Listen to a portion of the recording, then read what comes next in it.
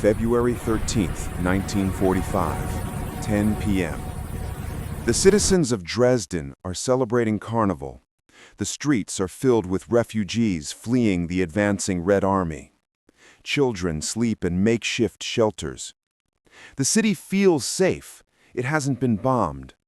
Dresden is known as Florence on the Elbe, a cultural treasure, Baroque architecture, museums, churches, art galleries. It has minimal military value, few factories, no major strategic targets. The people believe they're safe. They're wrong. At 10:13 p.m., air raid sirens wail. Minutes later, the first British Lancaster bombers appear overhead. What happens next will be debated for 80 years. In 3 waves over 14 hours, British and American bombers will drop nearly 4,000 tons of explosives and incendiaries on Dresden. The city will burn so intensely it creates a firestorm, a tornado of flame reaching temperatures over 1,500 degrees Fahrenheit. Winds of 100 miles per hour will suck people into the inferno. Entire city blocks will vanish in minutes. By the morning of February 15th, Dresden will be gone, reduced to ash and rubble. Death toll estimates range from 25,000 to over 100,000. Was it a necessary military operation or an atrocity? Was it revenge or strategic bombing? This is the story of the night Dresden vanished in flames. Dresden, in early 1945, was unlike any other major German city. While Berlin, Hamburg, and Cologne lay in ruins from years of Allied bombing, Dresden remained largely intact.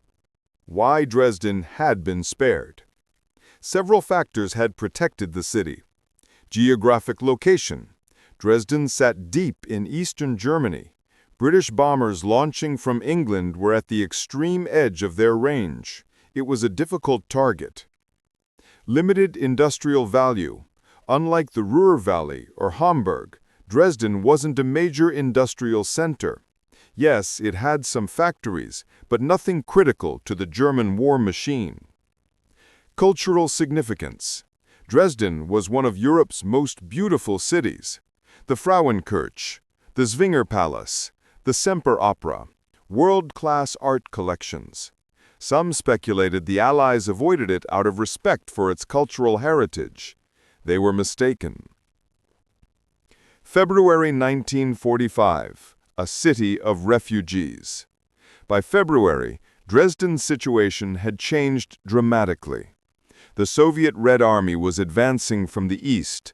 Millions of German civilians fled westward. Dresden became a bottleneck, a major transit point. Population estimates. Normal population, 630,000. With refugees, perhaps 1 million or more. Exact number unknown. Chaos of war. The city was packed. Railway stations overflowing. Schools and public buildings converted to shelters. People sleeping in the streets, in parks, anywhere they could find space. Most were women, children, and the elderly. The men were at the front or already dead. The strategic situation. By February 1945, Germany was collapsing. The Soviets 70 miles from Berlin, the Western Allies crossing the Rhine, German armies retreating on all fronts. The war was clearly lost, but Germany fought on. Allied strategy focused on destroying Germany's ability to continue fighting, supporting the Soviet advance from the east, breaking German morale completely. Dresden was about to become part of that strategy. Life in Dresden, February 13. The day started normally. Carnival celebrations. Despite the war, people tried to maintain normalcy. Victor Klemperer, a Jewish professor who survived in Dresden thanks to his Aryan wife, wrote in his diary, "The decision to obliterate Dresden wasn't made spontaneously. It was part of a broader strategic plan. The Yalta Conference, February 4, 1945. 1 week before the Dresden bombing, Churchill, Roosevelt, and Stalin met at Yalta to plan the final phase of the war. Stalin requested Allied bombing of German cities to disrupt troop movements and prevent reinforcement of the Eastern Front. Specifically, Stalin wanted bombing of communication centers behind German lines facing the Red Army. Dresden was a major rail hub. Troops, supplies, and refugees all passed through. Operation Thunderclap. The British had developed a plan called Thunderclap, massive raids on German cities to break morale and hasten surrender.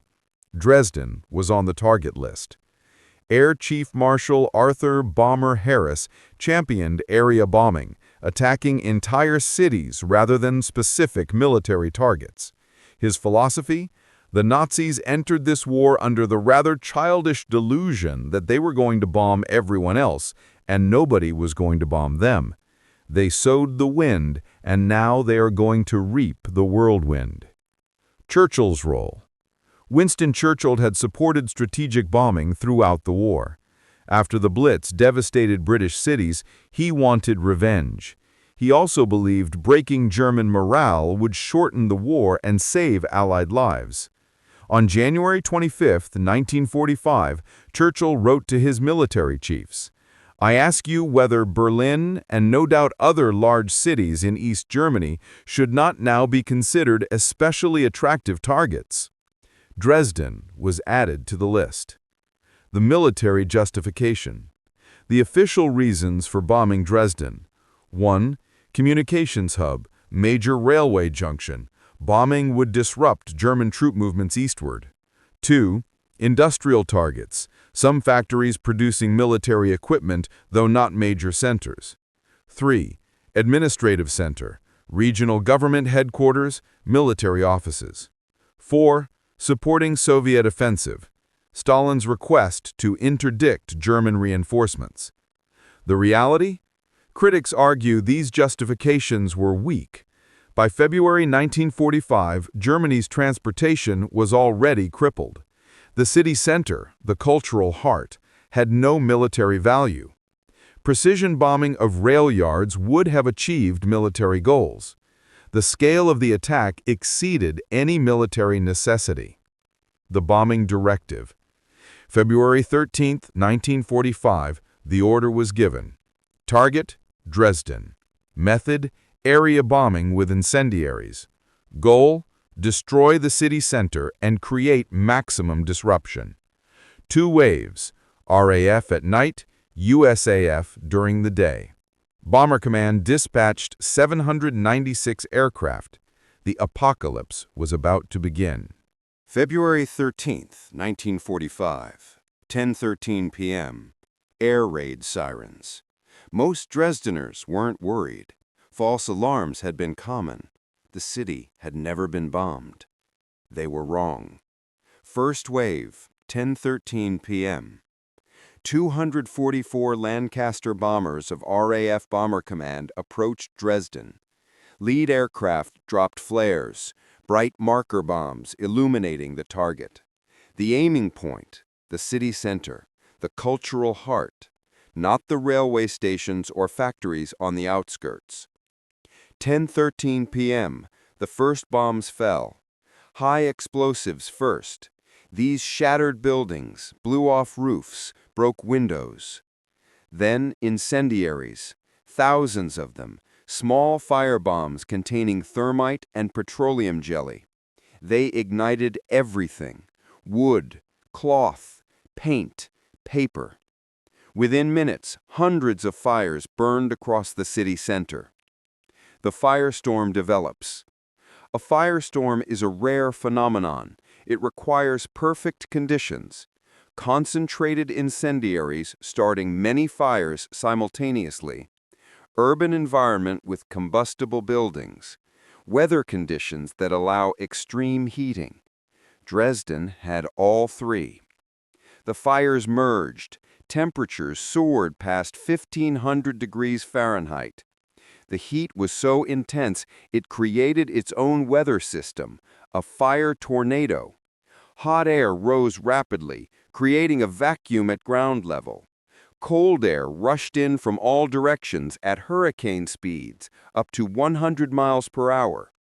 People caught in the open were literally sucked into the flames. Survivor testimony. Margaret Freyer later described the horror. The firestorm is incredible.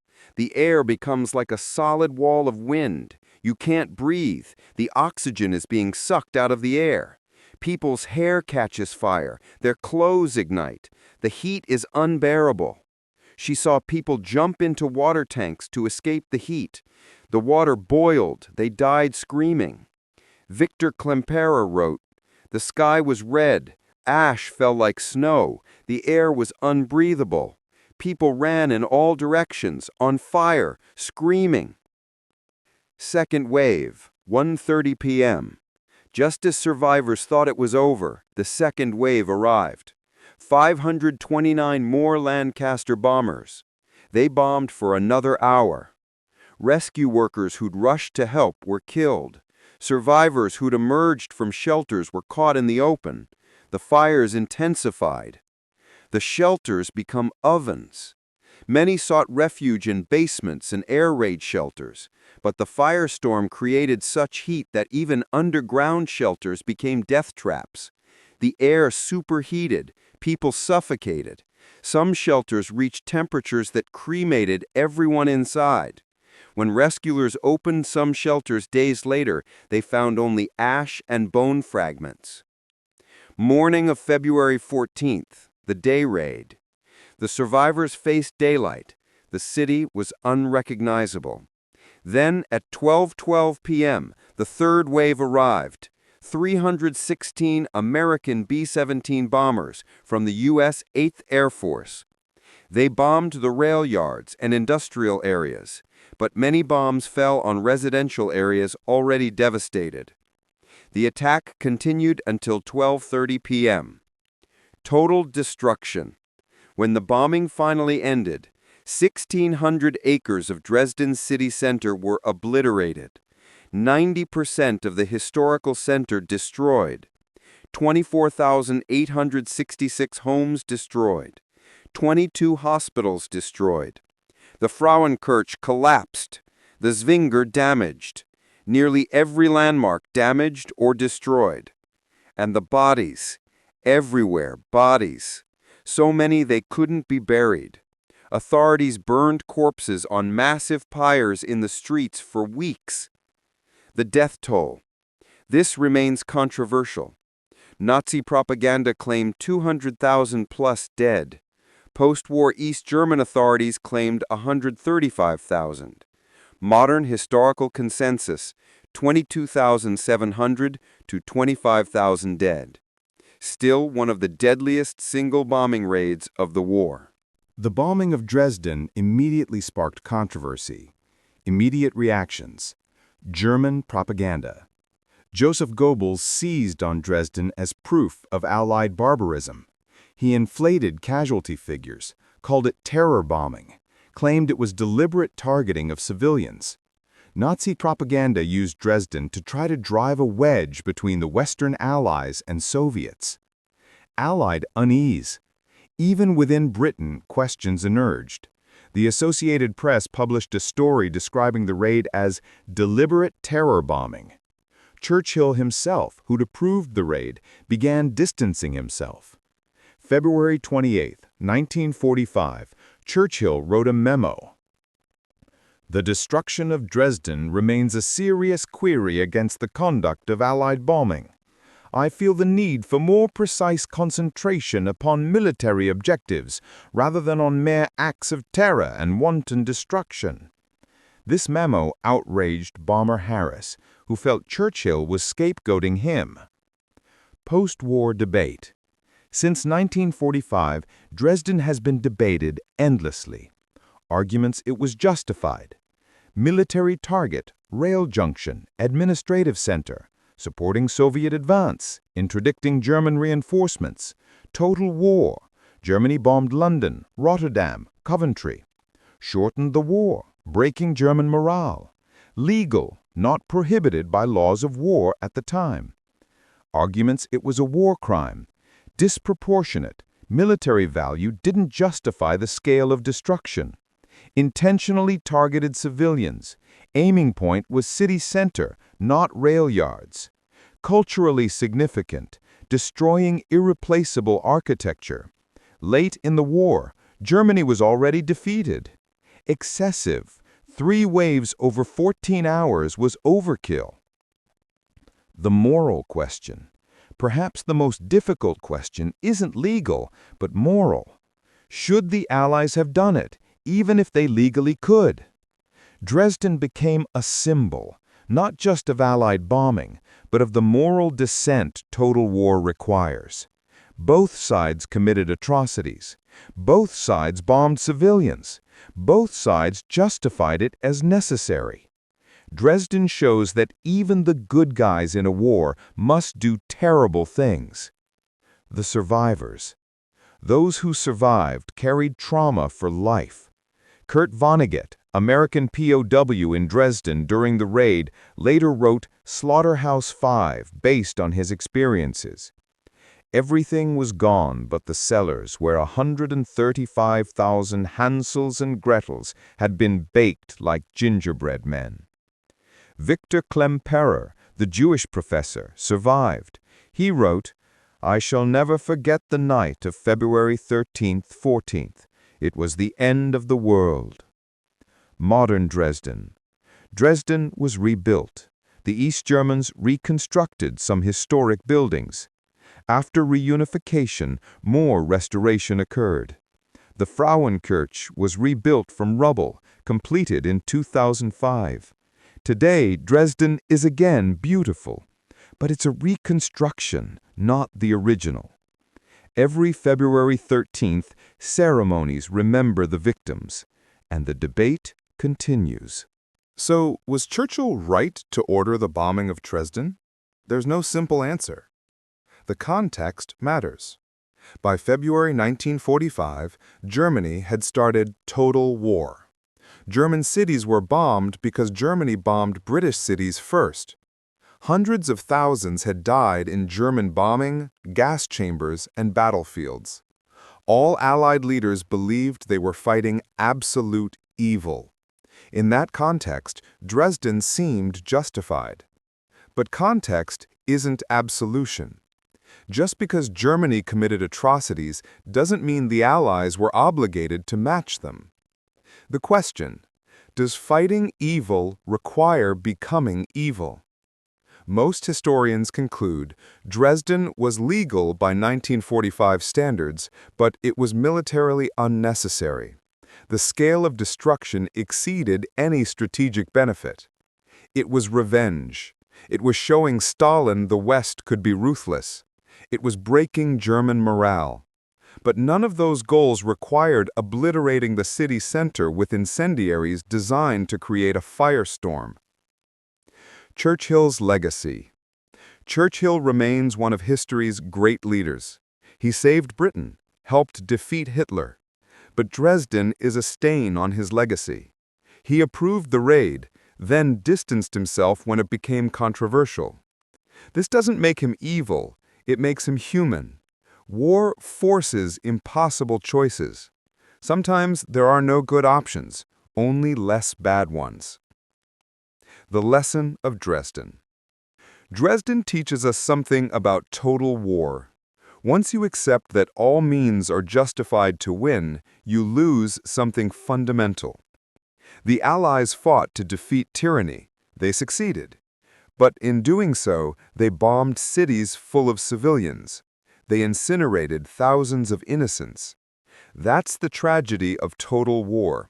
War doesn't just destroy the guilty, it consumes everyone.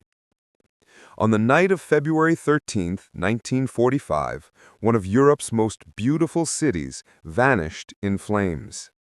It was rebuilt, but the original is gone forever, along with 25,000 lives and a piece of moral certainty about the righteousness of the Allied cause.